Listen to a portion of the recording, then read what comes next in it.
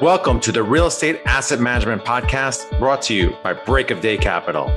The show focuses on educating syndicators and apartment owners on how to build systems and manage their properties more efficiently to become a best-in-class operator. 100% straight talk. Let's jump in. Hey everyone, welcome to another episode of the Real Estate Asset Management Podcast. I'm your host, Gary Lipsky with Break of Day Capital. Be sure to join our Facebook group, Asset Management Mastery, where we have a great community of thousands of like-minded individuals sharing resources and best practices.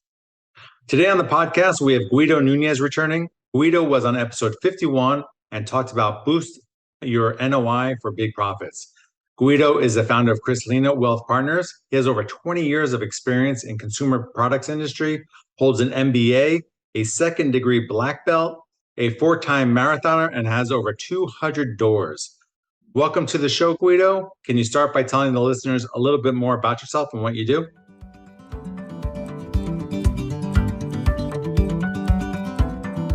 Choosing the right insurance coverage for multifamily properties isn't that complicated if you know who to talk to.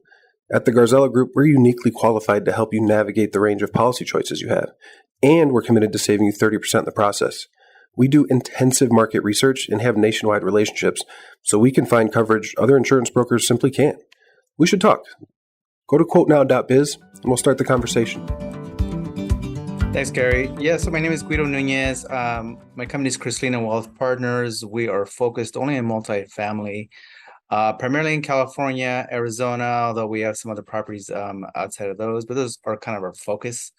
I run the W2 Investor, which is really about, helping the everyday worker, professional, anyone who has a career that wants to also become an investor and create those passive income streams.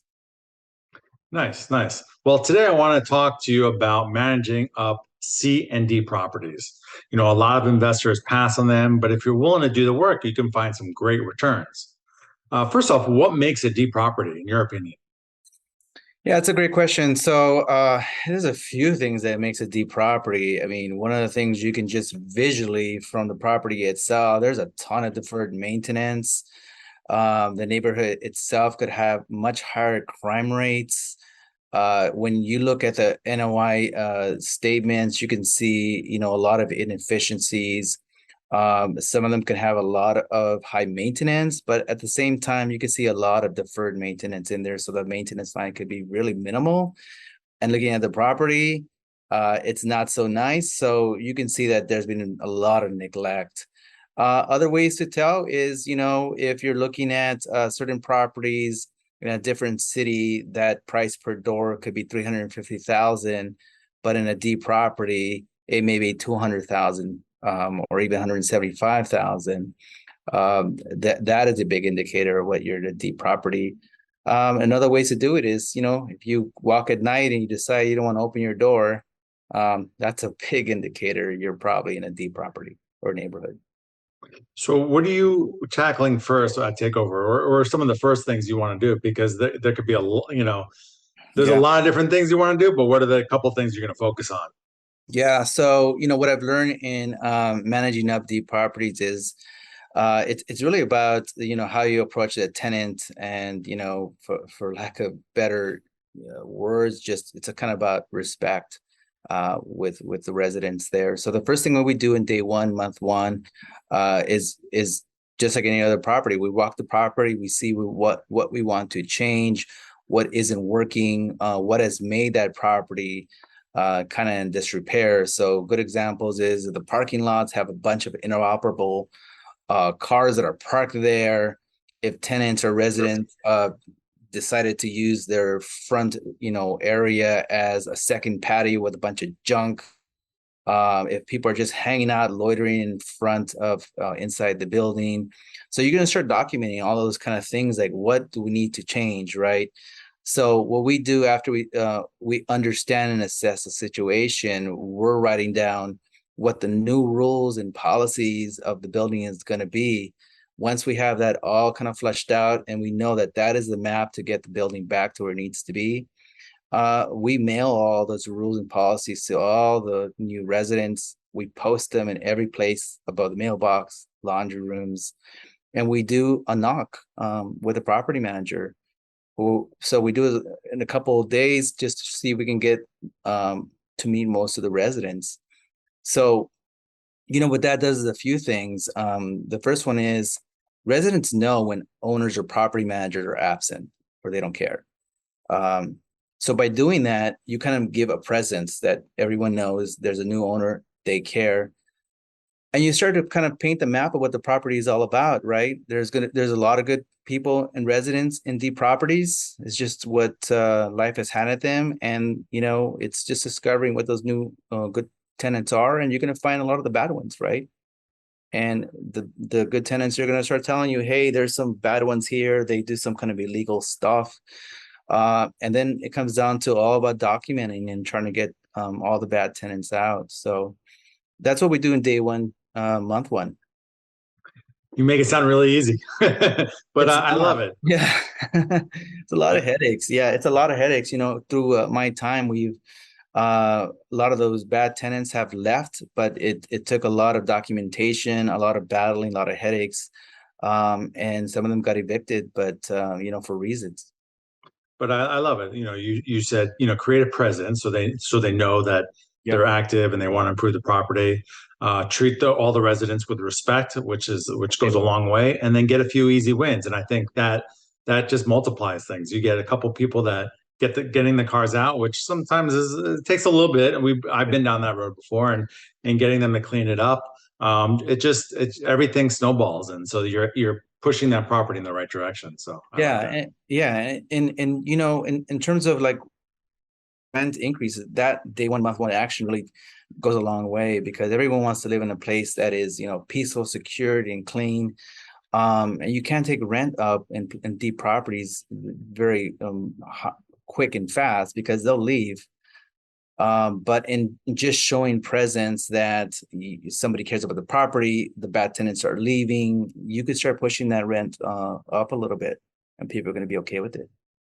So ultimately, you want to try to move that D property to a C property, and I know it takes time based on how many units and whatnot. But Yeah. but what are some of the big projects to get there, to get it to that C property?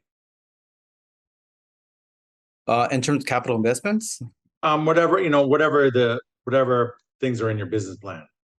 yeah. So I'll give you a perfect example. One of the things that we did in one of the properties is this particular property, no one's able to go out of their apartment doors, but the center of the property had this gated garden area that no one can walk into.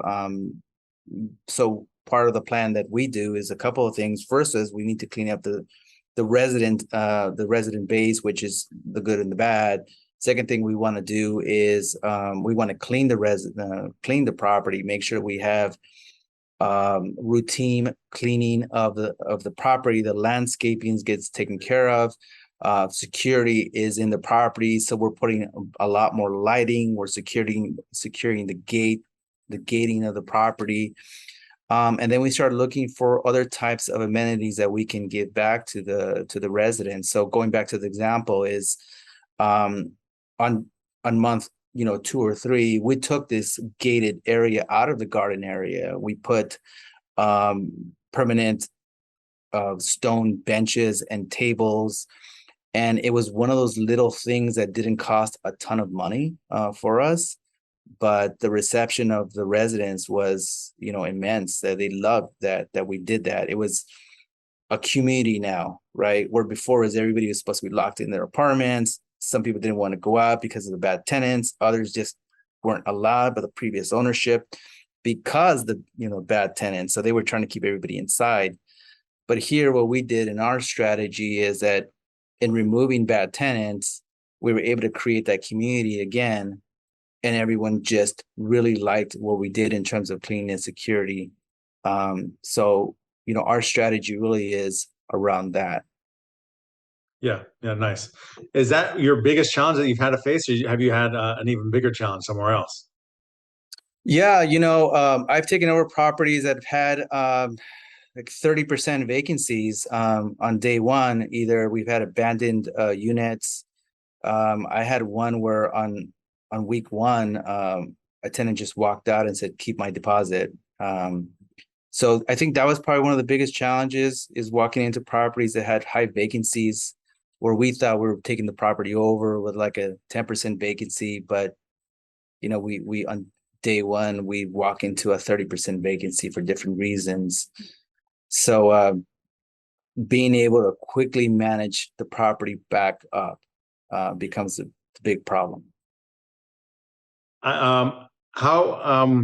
What did you overlook to know that it was, you thought it was 10%, it was more Yeah. closer to 30%. This is a good lesson for other people, because you look at a rent roll and you do the lease audit, and there are definitely times when things don't match up correctly, and so this happens more often than you think. Yeah. For our listeners, so I just want to see if there's a lesson learned there. Yeah, that's a good question. So some of it was within the last 30 days into escrow, the property had notices to vacate. So, we weren't aware that that was happening. I think the whole escrow was like 75 days. So we thought entering it, we were in a good position. But 30 days to close, they had notice of vacates that we weren't aware of. They weren't going to backfill it. They didn't let us know. The tenant that just gave up and kind of abandoned the unit and soared. I mean, that was kind of hard to expect.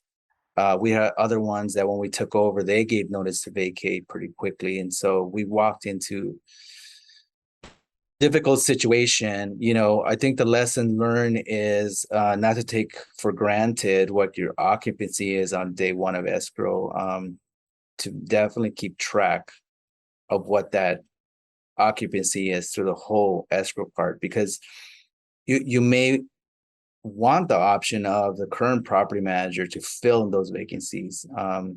If your vacancy is within your degree of being comfortable, you may want to fill it yourself, right? But if it's going to become destabilized, you will want to tell the current ownership to fill it. So that's probably what I would learn. Yeah. For our listeners, typically when you're buying a D property, the paperwork is in disarray, and so it's hard to make sense of it all. And so you're going in with that, assuming things are going to be worse than what shows on paper. Yeah. And two, it may not be such a bad thing to have it not leased up as much as you think, so you can put other people in there and they're not just stuffing the rent roll. But you got to make sure you're hitting your loan covenants, you have cash reserves to cover this in time. So there's pros and cons to it. You just need to be prepared for all of that. Yeah, and I think that was one of the biggest lessons I learned at the very beginning is reserves, cash reserves, because you go into it, you're happy that you're paying a good price per door. There's a lot of positives with deep properties in terms of cost and what where you can get yourself into, but you could walk into a tidal wave of deferred maintenance, capital projects. I mean, roofs are leaking because they're not taking care of it. Big high occupancies or vacancies rather, that you're just not prepared. So having a high reserve in Class D properties is a big one. Absolutely. Well, Guido, why don't you share one of your biggest wins? Yeah, we bought a property early on here in California, and that was actually the one that had that big occupancy. We walked in, we bought it for 1.3 million.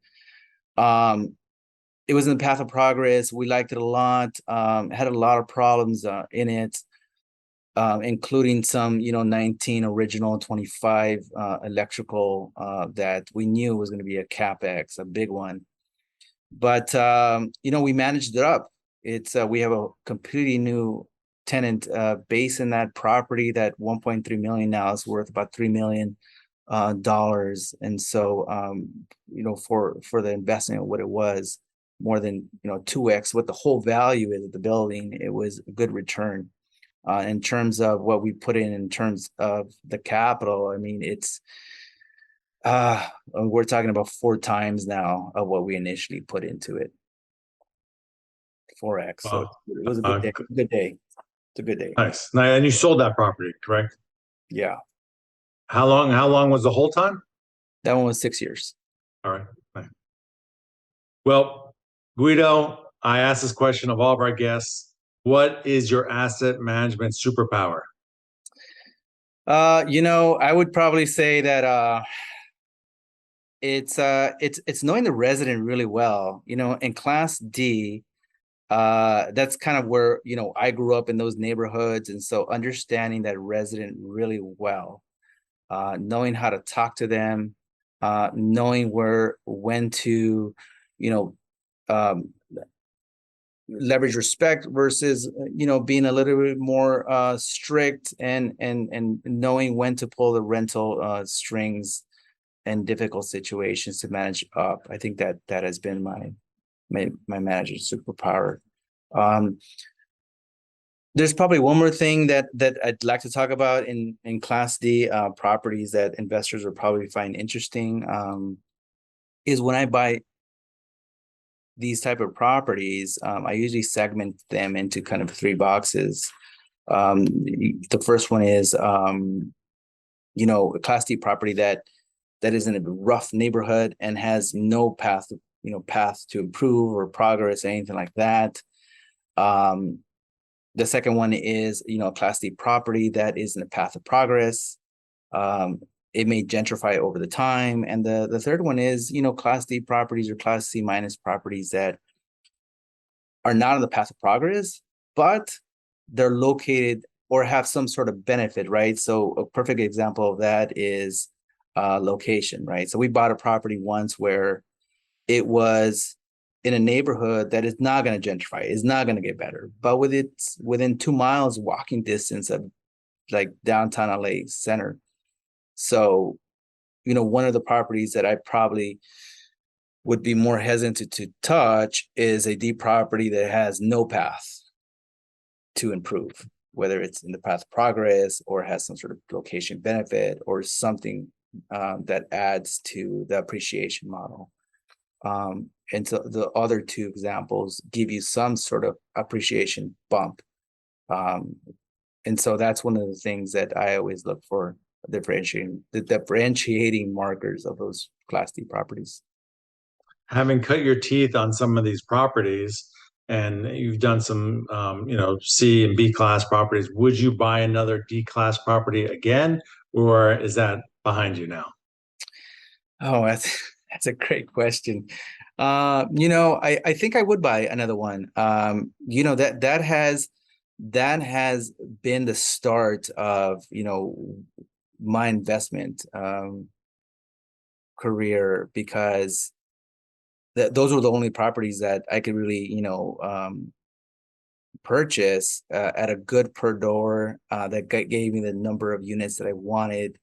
I certainly couldn't buy an A property or B property back then. So from time to time I see these properties come through my desk, and I'm really tempted, but I would.